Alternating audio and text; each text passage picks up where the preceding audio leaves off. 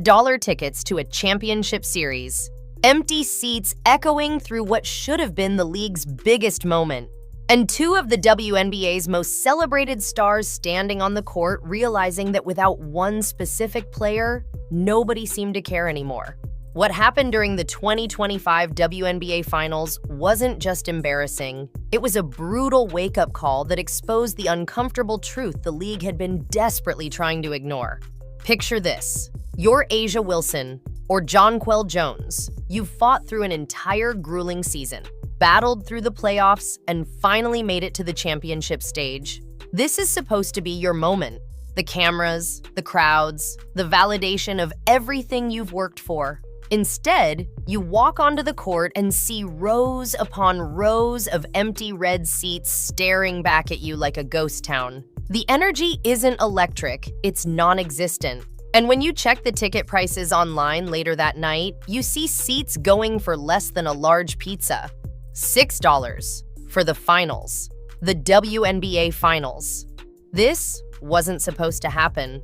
After the record-breaking 2024 season that saw arenas packed to capacity and television ratings that nobody thought the WNBA could ever achieve, everyone expected the momentum to carry forward. The league had finally broken through, or so they thought. Caitlin Clark's rookie season had been nothing short of a cultural phenomenon. Every game she played turned into an event. Tickets that normally went for $20 or $30 were suddenly selling for hundreds. Arenas that had never seen a sellout were turning fans away at the door. Television networks were scrambling to add more WNBA coverage because the ratings were demolishing expectations. But here's where it gets interesting. And if you're enjoying this deep dive into what really went down, make sure you smash that like button and drop a comment below telling us whether you think the WNBA can survive without Caitlin Clark. Because what we're about to reveal gets even more shocking. The Indiana Fever's season had been the stuff of legends, with Caitlin Clark running the point alongside Aaliyah Boston's dominant inside presence. They'd transformed from league laughingstock to legitimate contender practically overnight. Every single one of their games became must-watch television. Social media exploded with Clark highlights. Young girls started wearing number 22 jerseys everywhere. The Fever weren't just winning games, they were winning the culture war. They made women's basketball cool in a way it had never been before. Then came the playoff exit. When the Fever were eliminated in the second round, something unprecedented happened. The casual fans, the ones who had just discovered the WNBA through Clark's magnetic gameplay and Sophie Cunningham's fiery competitiveness, they just disappeared. Poof, gone.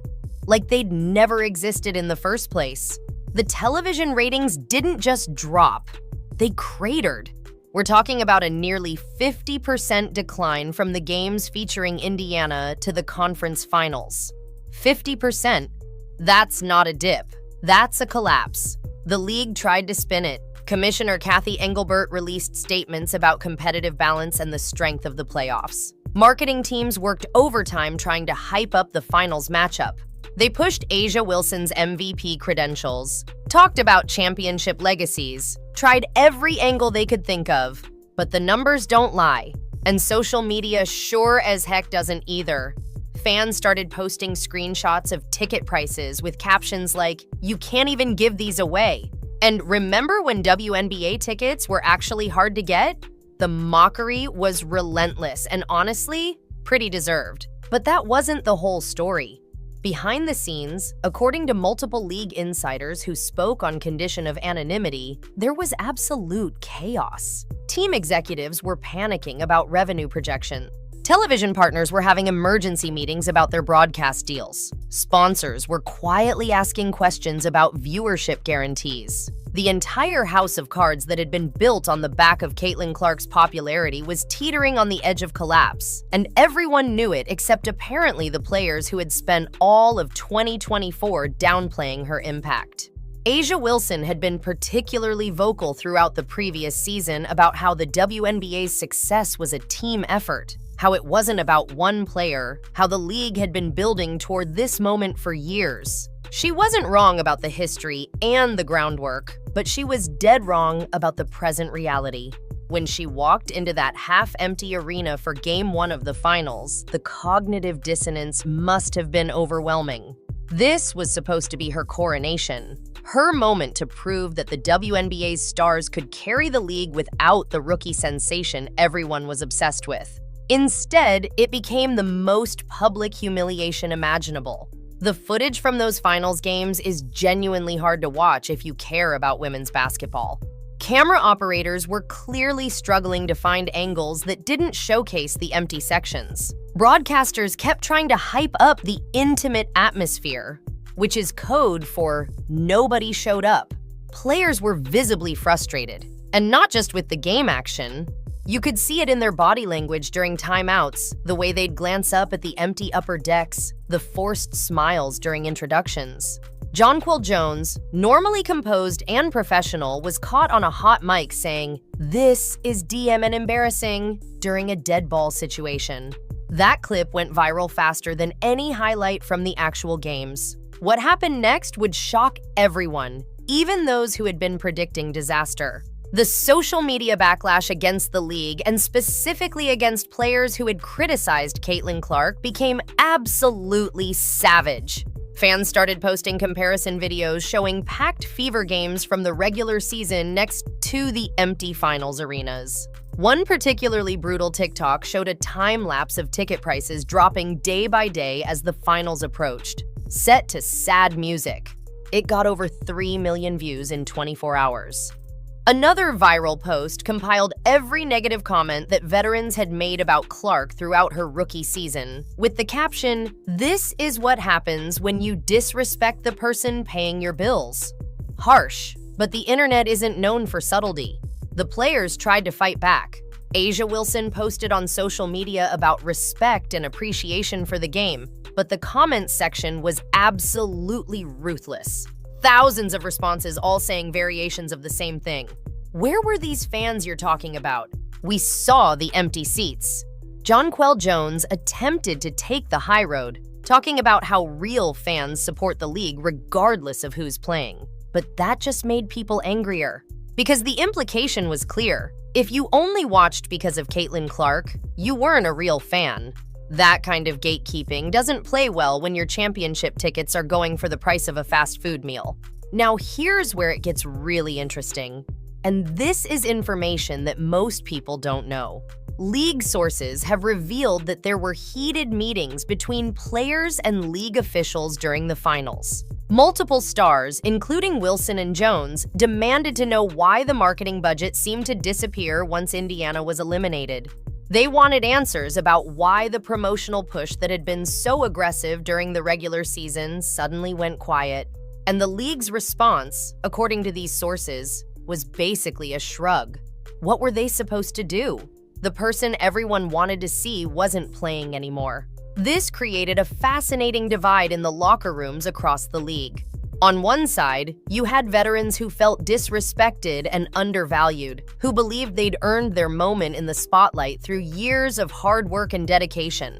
On the other side, you had younger players and some honest veterans who recognized the reality. Caitlin Clark had changed the game, and pretending otherwise was just denial. The tension became so bad that several teams reportedly held players-only meetings to address the elephant in the room. Should they be grateful for the attention Clark brought, or resentful that it seemed to leave with her? The financial implications were even more devastating than the optics. Teams that had budgeted for playoff revenue based on the 2024 regular season numbers were suddenly facing massive shortfalls. Concession sales were down. Merchandise wasn't moving. Local sponsors who had jumped on board during the Caitlin Clark fever, pun intended, were suddenly asking about contract modifications. One team executive, speaking anonymously, said, "We went from planning expansion and facility upgrades to wondering if we'd make payroll. That's how fast it turned." The WNBA's supposed breakthrough year was revealing itself to be a house built on sand, or more accurately, built on one player's shoulders. Television networks were equally panicked. ESPN had invested heavily in WNBA coverage, adding games to their primetime schedule and dedicating significant resources to production. But without Clark, the ratings didn't justify the investment. Internal documents that leaked online showed that several finals games drew fewer viewers than college women's basketball games from earlier in the year. Think about that. The championship series of the professional league was getting beaten by regular season college games. That's not just bad, that's catastrophic for future media rights negotiations. And speaking of Caitlin Clark, where was she during all this chaos? Recovering from the shoulder injury that had plagued her late in the season and contributed to Indiana's playoff exit. But she wasn't just sitting at home feeling sorry for herself. Clark was already working on her game, posting workout videos that got more engagement than actual finals highlights. She did a few sponsor appearances that drew massive crowds. She even showed up at an Iowa women's basketball game and the arena went absolutely nuts, chanting her name for 5 straight minutes. The contrast couldn't have been more stark. The player who wasn't even playing was generating more buzz than the entire championship series. The media tried to create narratives around the finals. They really did. They talked about A'ja Wilson's quest for another ring, about championship legacies, about the purity of competition, but nobody was buying it. Sports talk shows that had dedicated entire segments to WNBA coverage during the regular season suddenly went back to talking about NFL draft prospects and NBA trade rumors.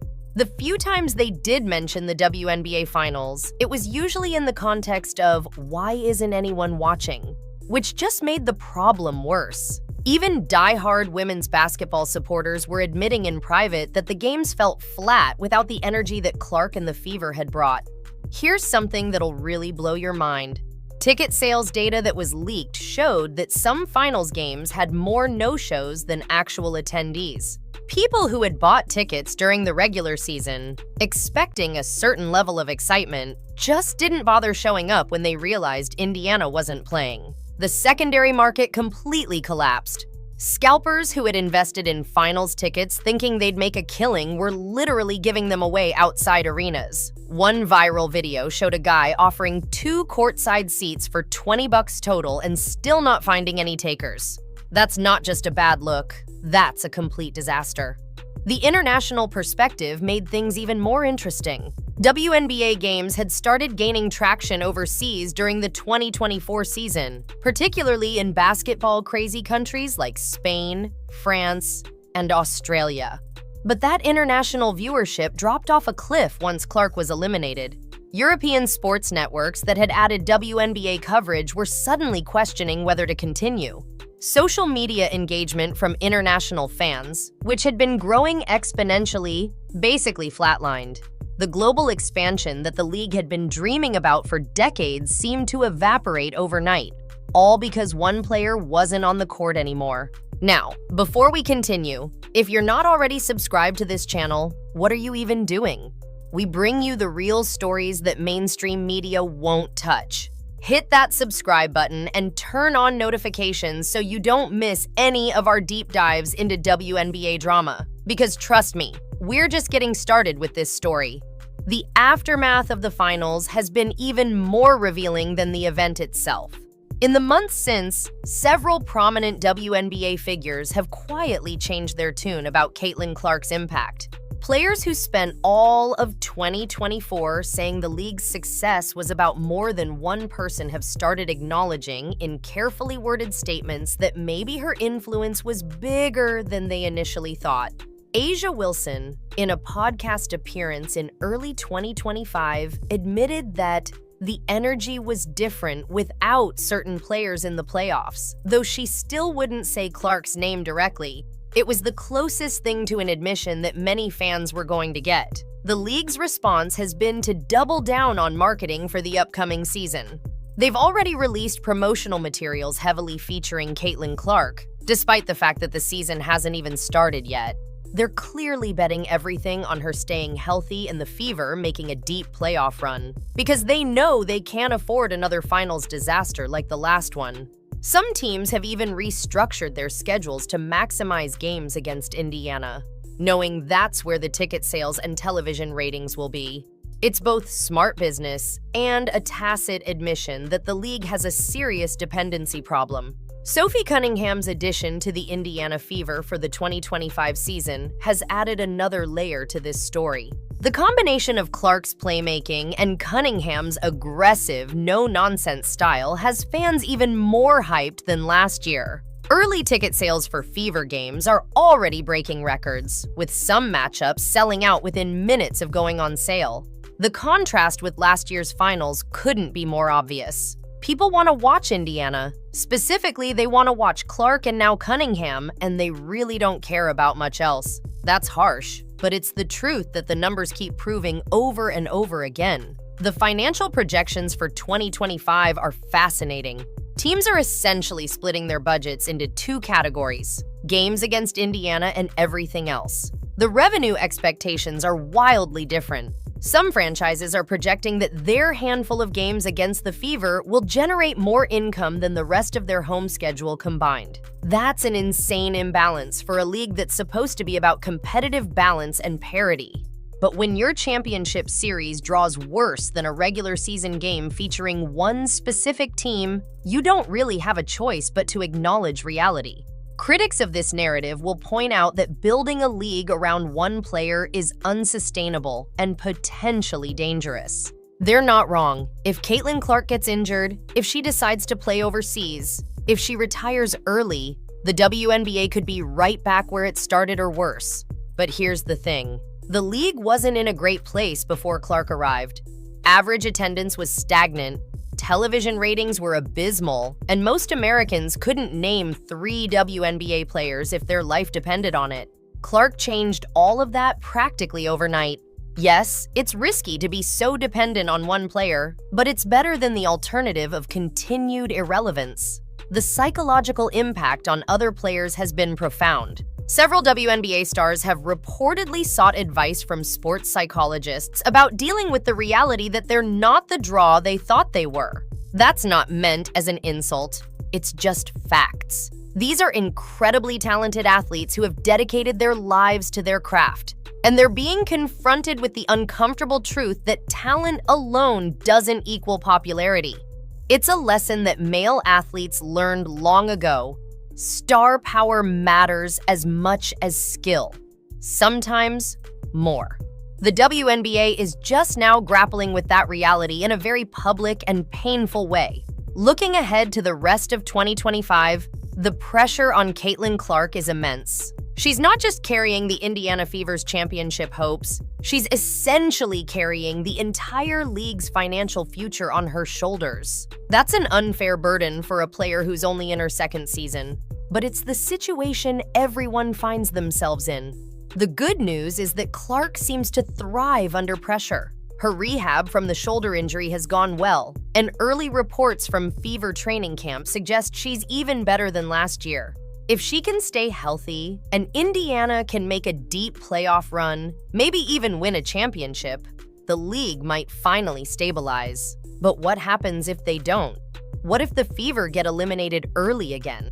What if the finals are once again played in front of empty seats with $6 tickets? The WNBA might not survive another embarrassment like last year's finals. Sponsors are already skittish. Television partners are already questioning their investments, and casual fans have proven they'll disappear the moment Clark is out of the picture. The league is essentially one injury or one bad playoff series away from potential catastrophe, and everyone knows it, even if they won't say it publicly. The most fascinating aspect of this entire situation is how it's forced a reckoning with some uncomfortable truths about women's sports and sports marketing in general. For years, the narrative was that women's sports were undervalued and underpromoted, that if only they got the same attention and resources as men's sports, they'd be just as popular. Caitlin Clark proved that narrative both right and wrong. She showed that yes, with the right star and the right promotion, women's basketball can draw massive audiences and generate serious revenue. But she also showed that it requires that special combination of talent, personality, and timing. You can't just will it into existence, and you can't sustain it without the right pieces in place. The empty seats at last year's finals will haunt the WNBA for years to come. They're a visual representation of everything the league fears: irrelevance, dependency, and the fragility of their supposed breakthrough.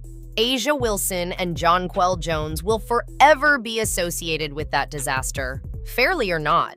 They worked just as hard as anyone. They played just as well, but they had the misfortune of reaching the pinnacle at the exact moment when everyone realized they weren't what people wanted to see. That's brutal, but it's sports. Sometimes timing is everything, and their timing couldn't have been worse. So what's the lesson here? What can we take away from the $6 Finals disaster? Maybe it's that the WNBA needs to be honest about what drives interest instead of pretending that all players are equally marketable. Maybe it's that fans aren't obligated to support something just because they're told they should. Maybe it's that building a sustainable league requires more than one superstar, but you've got to start somewhere. Or maybe the lesson is simpler. Don't take for granted the person who's filling your arenas, because when they're gone, you might find out that nobody else can do what they did. Drop a comment below and let us know what you think. Can the WNBA survive without Caitlin Clark? Should they be doing more to market other players? And were those empty finals arenas a wake-up call or a death sentence? We want to hear your thoughts, and if you made it this far, you're clearly a real fan of the game. So make sure you're subscribed because we've got more WNBA content coming that you won't want to miss. The 2025 season is about to get wild, and we'll be covering every dramatic moment.